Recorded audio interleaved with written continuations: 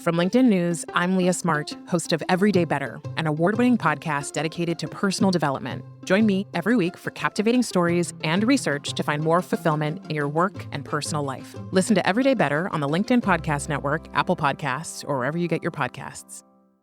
From LinkedIn News, I'm Jessie Hempel, host of the Hello Monday podcast. Start your week with the Hello Monday podcast. We'll navigate career pivots. We'll learn where happiness fits in. Listen to Hello Monday with me, Jessie Hempel, on the LinkedIn Podcast Network or wherever you get your podcasts. Hello, my friend, and welcome to another episode of Negotiate Anything. Thanks for spending time with us today. It's listeners like you in 181 different countries that have made Negotiate Anything the most popular negotiation and conflict resolution podcast in the world. I'm your host, Kwame Christian. I'm a business lawyer, mediator, professor, and the director of the American Negotiation Institute. Before we get started, I have two quick questions for you. Is negotiation a critical part of what you do? Do you need to resolve conflict and persuade at work? If you answered yes to both of those questions, visit our website to learn more about our negotiation workshops. We've traveled the country working with professionals just like you, and we'd love to have the opportunity to work with you too. Check out the link in the description to learn more. Veronica, thanks for joining us today. Hey, Kwame, thanks for having me. It's good to be back. Yes, it's good to have you back. One of our most popular episodes. It's good to have the champion back in town. No pressure, right? No pressure. Right. So for those of you who don't know Veronica, maybe what you could do is give them a brief overview of what you do. Sure. So I happen to be an attorney by background, but actually in my professional life, I've spent more time working as a mediator than an attorney. So I really just more self-identify as a mediator. I work for our local municipal court in the small claims and mediation department. And I really focus much of my time in our mediation programs. And for your listeners who might not be familiar with mediation, basically mediation is an opportunity to resolve something outside of a courtroom in a way that works for everyone. And a mediator is essentially a neutral third party who can basically assist parties in trying to negotiate their own resolution. So the mediator can help parties share information, share settlement offers, but ultimately the mediator doesn't make a decision. It's up to parties to make that sort of decision. Fantastic. And so I'm excited to have you on today to talk about negotiating and resolving conflicts via text message and email, those type of things, because you have a particularly unique background in it, given your experience in ODR, online dispute resolution. Can you tell the audience about that too? Yeah, sure. So, it's some pretty exciting stuff. Just like more and more things in other parts of our lives are going online, so too is resolving disputes. So we're pretty fortunate that we've got access to the technology that allows us to try to resolve pending court cases and even situations before they get to the stage of being a court case outside of a courtroom, and not just over the phone or in person, but we've also got the online option. So I essentially describe it to people as resolving some sort of dispute one text message at a time is essentially how I describe it. Very, very cool. And one of the coolest things I heard was 15 minutes ago about the stats with the success rate. Because for me as a mediator, I was really surprised to see how successful it is. And you actually have the data to back it up. Yeah, it's really interesting. So lately, I've been thinking about those same things, comparing sort of the offline versus online results. And I'm putting together an article, and I've got a data set right now of 30 mediations that have completed the online mediation process. And the settlement rate for those types of mediations is 50%. And these are the types of mediations that can be pretty tricky. It's very frequent. It's very common for parties to be at complete disagreement at the beginning. One says that an amount of money was a gift. Another says there's a loan.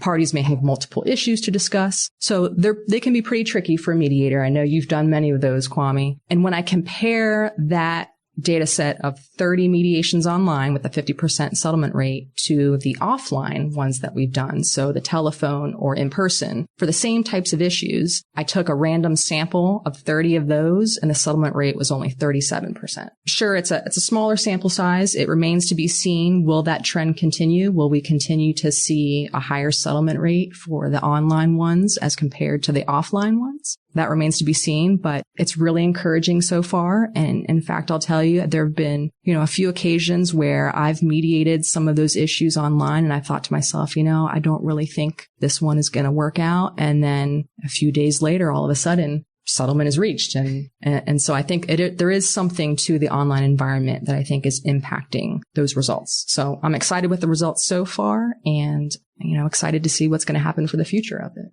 Right. Very cool. Yeah. And I think it's especially pertinent today when probably at this point, the majority of our interactions with people are digital. And so a lot of people, especially younger people, are preferring to interact with each other over text message. And so when you think about communication in general, a significant amount of it will be in the form of conflict in some way. And so I think it's really important for the listeners out there to learn how to handle these conversations via text message, because they will happen whether we want them to or not. And so in preparation for this, we talked about 3 tools or tactics or things to keep in mind when negotiating or resolving conflict via text message. What are those 3? And then let's jump into it. Yeah, sure. So 3 things I could think of. The first one is pacing. So it's probably going to be a slower process than what would otherwise take place offline, right? Mm-hmm. Over the phone or in person. The second one is really just sort of keeping it simple. And then the third is, I would say, just before you go from one step to the next,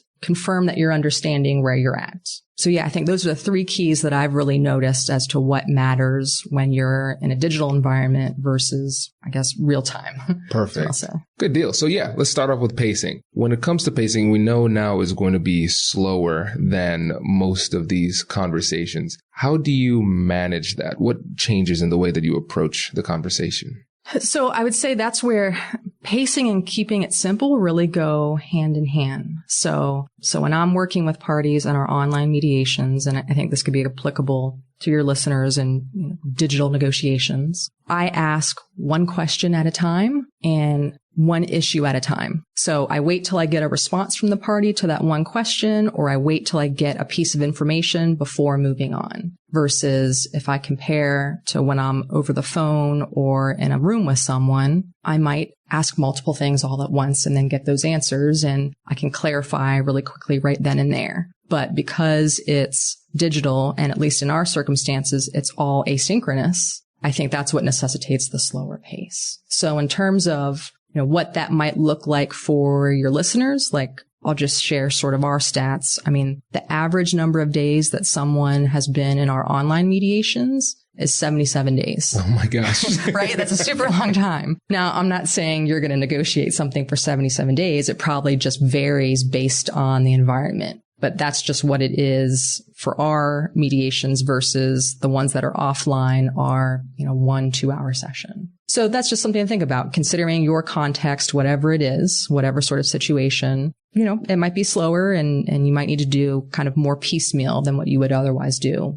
in person or over the phone. That's fascinating. And what impact do you think that has on the psychology of the parties involved? So I think because it gives people time to reflect, I think they are not reaching that point where they are eliciting those fight or flight responses that you and I have talked about before. So I think they aren't getting to the point where they're so angry. So I think because of that, people stay in the process longer. And because at least the way that ours is set up, they aren't taking hours out of their day to participate. They are just fitting it into the 5 or 10 minutes that they've got available throughout the day during their busy lives, and they're making it work for them. So I think the big thing is reflection. I don't think I'm saying anything any different. I think I'm just dividing it up into short pieces. I'm not wearing people out, so maybe they don't have the opportunity to experience that decision fatigue that we might otherwise see in a 2-hour session because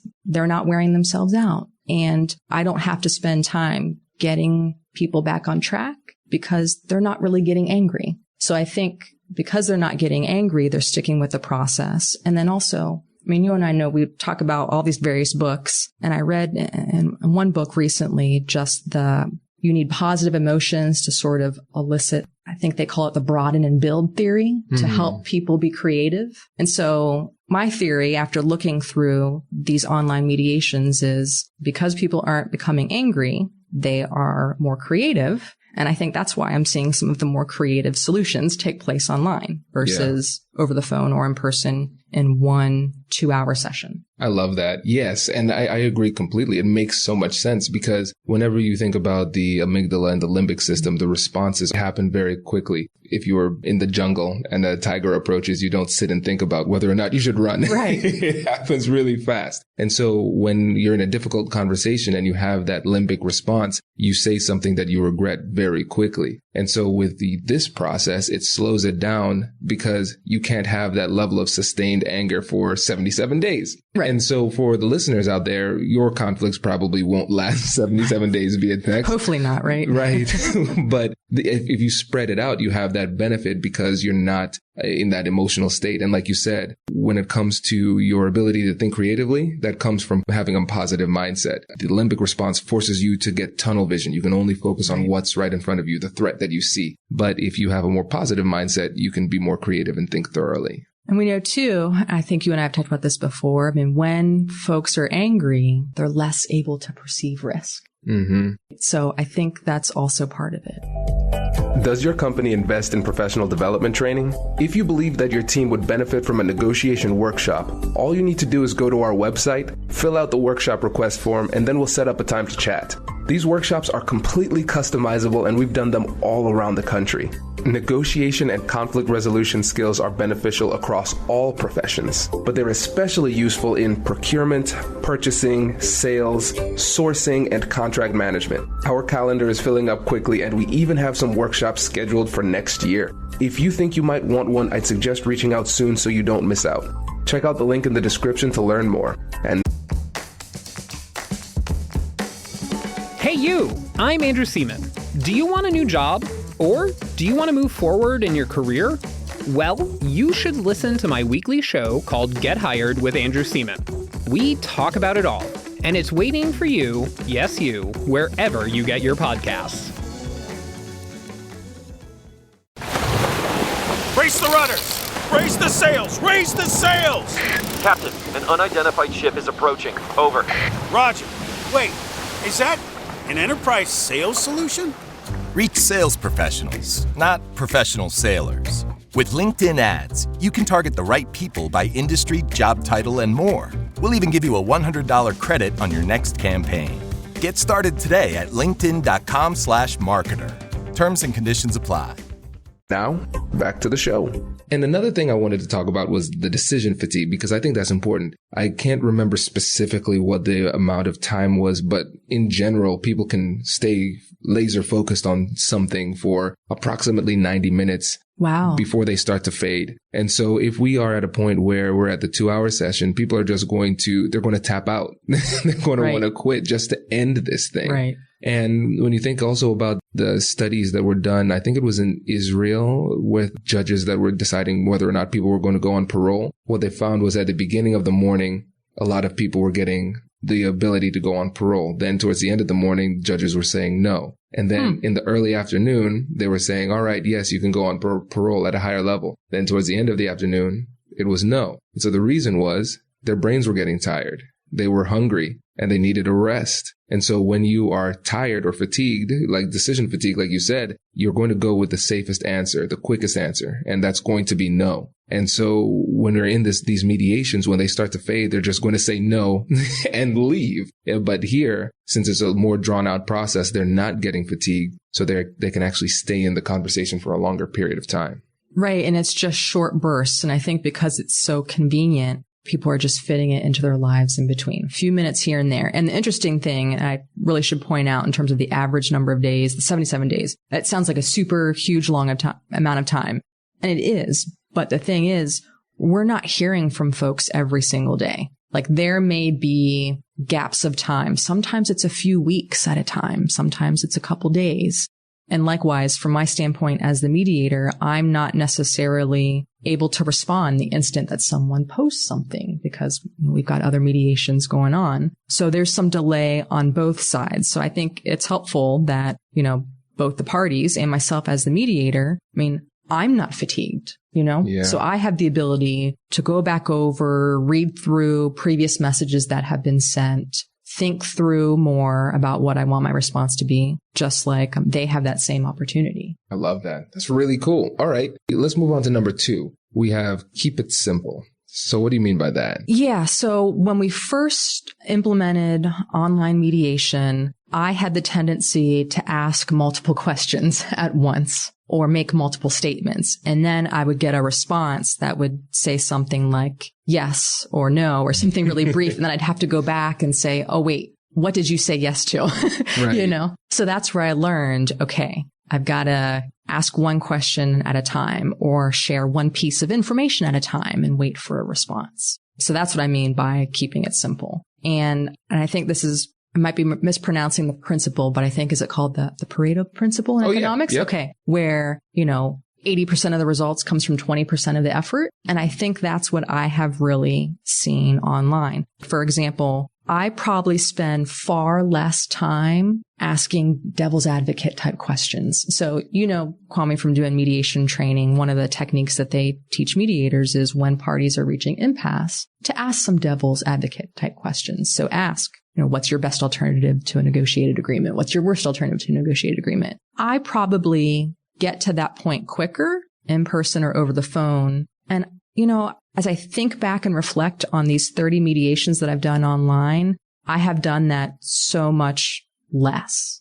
I think the only reason why I haven't asked those devil advocate type questions as much is because I really haven't had the need to. Because since people are in a more positive, just from what I can gather from the text, right? Like I'm not getting things in all caps. I'm not getting curse words. Like it's all, for the most part, very, very productive. People are coming up with solutions on their own. So I think that's where I just haven't had to spend as much time in asking those devil advocate type questions. I've been able to ask some questions and share information that one side gives me permission to share with the other. But for the most part, people are coming up with solutions, on their own, if there's a solution to be had through that process. Something that just came to mind for me, and I don't think it fits neatly within any of those 3, but I think about the way that in a difficult conversation, you might want to say something very quickly. But when you're writing a text, it takes some time. So you have your thumbs going, you'll make a mistake, you have to backspace a little bit, then you say it again. And then at the end, you have to ask yourself, do I want to send this? And I know for me in conversations with friends and family, when I've gotten a little bit heated, I have written these massive text messages. And then at the end, I say, do I really want to do this? And then I delete it. It's like there are built-in mechanisms in the process that ask people, hey, are you sure? And I think that helps in the process. And of course, it also helps because you're in between the two people in this situation. But I know, at least in my experience, going directly to people, that those additional little checks that come in and slow me down have helped. Yeah, I would agree wholeheartedly. And it might also be just something about seeing yourself typing the words that maybe also makes you say, hey, do I really want to send this? Yeah. Makes sense. That's really interesting. Perfect. And so let's do number 3. Okay. And so the third thing is I've noticed just the importance of confirming that you're understanding what the other side is saying. So I will probably spend more time online summarizing kind of each phase of the discussion back and forth, just to make sure I'm understanding one point before we move on to the next. Because the nature of these online conversations, I found if I don't do that, then I have to spend so much more time going back and potentially rehashing things that have already been discussed. That's interesting. And what's really interesting about all of this? It seems like these are skills that we could use in our in-person conversations too. But it seems like in the text message type of conflict resolution scenario, the skills are magnified. Yeah, absolutely. Because I guess that's really all you can rely on, but absolutely. I mean, I think they're definitely applicable to over the phone or in person, those sorts of real-time conversations, but it's probably just harder to do, right? You mentioned the scenario, like how many times have any of us said something in the moment that we thought oh, maybe I shouldn't have said it that way. And it's just, I agree with what you mentioned earlier. It seems like sort of a text-based environment. Maybe it's real time, maybe not. There's just naturally that built-in editing process. Like you have to actually press send. You can type it and you can type it all out. And then maybe you read it over because it's so long. And then you have to decide, do I really want to send it? Versus when you're talking, the words just come out and then it might be a few seconds later that you think to yourself, oh, maybe I could have said something differently. Right. And you're right. When it comes to this third point of summarizing often, it's really, really important to do. Because again, even though you could look back and read what they said, I think there's a bit of arrogance that comes with that. We say, okay, I read it. I get what they're saying. But do you really? And I think a good way to do it, in my experience, having conflicts over text message, I would say, is it fair to say blank? And I would summarize it in using their words, but in a way that I really am understanding. Because sometimes people will say certain things, but they would mask what they're really saying in politeness or something like that. And even though they're doing it to spare you, it doesn't help you because you're not getting pure information. Mm-hmm. And so always taking the time to summarize, even if you think you understand clearly what they're saying, is going to be helpful. Oh, definitely. Just one other point that I've noticed too is when I've taken the time to summarize and when I've used all these principles, I've slowed things down, I've kept it simple, I summarize, and I do that one by one for each point. It is amazing just how much more politeness I've experienced in this online environment as compared to when I think of my offline mediations. And it was at the point where I've actually compiled some data on this too. And I think it was something like over 90% of the communications that I've had online have been what I would consider either positive. So people are saying things like, thank you for your help and I appreciate your assistance. I don't get nearly that many thank yous or expressions of appreciation. I mean, I don't know, but I don't know about you, Kwame. Maybe everyone's high-fiving you and giving you lots of thank yous and stuff. But I mean, when all jokes aside, when I think about my in-person or phone mediations, I don't get nearly the same like thank yous as I do with these online ones. And so I think it's something about that process, that slower pacing, keeping it simple, summarizing, that people must appreciate. Either that, or maybe it's just sort of a reflex that maybe we're just used to saying thank you when someone types something. That I don't know. I guess it's one of the two. But that's one thing I've noticed is it's been a very positive and productive experience. And the amount of what I would categorize as negative communications online is so few and far between. It's overwhelmingly positive or neutral, which I would still consider productive. Right. No, I like that. I like that a lot. And what's interesting, thinking back to in-person mediations or phone mediations versus text message type of situations. One of the things that I'll go ahead and say it as a mediator is annoying is when the party keeps on ranting about the same thing over and over and over again. And it's like, okay, we get it. And then they tell the story again. Right. And it's like they get stuck in that rumination, mm-hmm. right? And I will say, and that's another great point. And maybe I should consider for my article further, right? I don't see nearly the same instances of rumination online. And I have to wonder if it just goes back to what you mentioned earlier, that self-editing process. I mean, because if I think about my own text conversations, am I really going to send the same text message over and over and over and over? Right. No, but I might say the same thing over and over and not realize, oh, I'm just saying 10 different variations of the same thing. So yeah, that's another interesting aspect of, trying to mediate, or for your listeners, negotiate in the digital environment. Yeah. And what's interesting? For people who have read the book, that I intentionally engage in conflict with people around me because it helps the relationship. Whenever you see something wrong in the relationship, you have those conversations. It makes it better. And so in most cases, because of my experience doing this, it goes really well. But there are going to be certain people who really struggle with difficult conversations. No matter how well you approach it, how respectful and kind and patient you are, they will still interpret it as a threat and a negative environment. and a negative experience. And so what I found is that with those same people, handling it very slowly via text message has been more successful because there's more distance, physical distance and temporal distance as well. And it seems like the slower pace helps them in situations where the person is not very well versed or skilled in conflict resolution. Yeah, it seems like it's all about fit, right? So with the online environment, is it right for every single type of dispute? Like, would I want to have certain conversations in the digital environment? Probably not everyone, right? So it's just a matter of kind of matching the right forum for the conversation. But I mean, at least, from what I'm seeing so far and the types of things that we're mediating, and we're typically mediating like landlord-tenant issues, for example, consumer business issues, issues between coworkers or friends, like, for example, like personal loans, that sort of situation.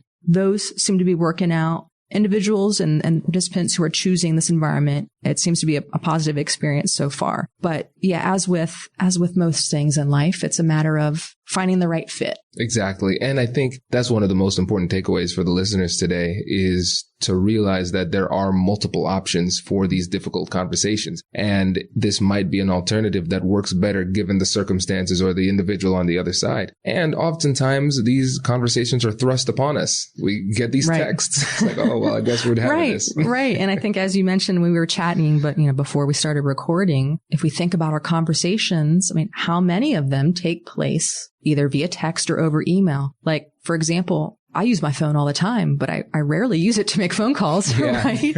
I'm either sending texts or looking at email or looking up something online, right? So, I mean, that's a great point that you mentioned. Whether we intend to have difficult conversations in the online environment, the digital environment or not, chances are we will end up encountering one. So I agree with you. It's great to just sort of be aware of certain tips and techniques that might help you. Right. And there was one thing, I was reading a book by Sean Aker, The Happiness Advantage and Before Happiness. Really interesting books. And so with every relationship, there is a ratio that you have to keep in mind for positivity. And so for general people, it's 3-1, positive interactions versus negative. And for romantic relationship, it's 5-1. And so what I found in difficult conversations via text, when I do not feel like being loving or kind, I can send a text message while at the same time frowning, saying, I appreciate you. That's true. So it's easier to do the right thing because they can't hear your tone. You can say something nice, even if you're not feeling it. More examples of self-editing, right? Exactly. Well, perfect. Thank you so much for this. This has been no great. problem. Yeah, this is always great fun. I'm always happy when we have an opportunity to have one of these conversations because I think, like I said last time, these are just conversations that we have anyways. Yes. Exactly. Fantastic. Well, thank you again. We appreciate it, and we are looking forward to the next time you come on the show. All right. Sounds great. Congratulations! You've just joined an elite club. By listening to a full episode, you're now officially on the Negotiate Anything team. So welcome aboard. What most team members do is they subscribe to the podcast because that allows them to automatically get the latest episodes of the show. The best things in life lie on the other side of difficult conversations. Keep learning, keep practicing, and keep getting better. Your relationships will improve, your career will soar, and you'll have the confidence you need to get the most out of these crucial conversations. Again, thank you for joining the team. We're excited to have you, and I will see you in the next episode. I'll catch you later.